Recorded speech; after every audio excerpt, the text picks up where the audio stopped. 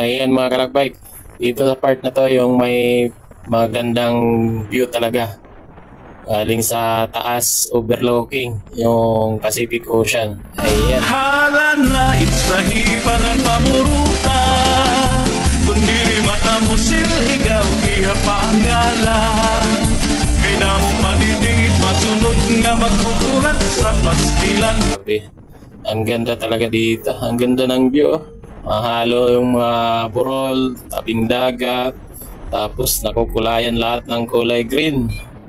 Ang sarap maglakbay pagka ganito. Minudo nga pinayungan, kaupay daw hini ay ahay, hini patkitan.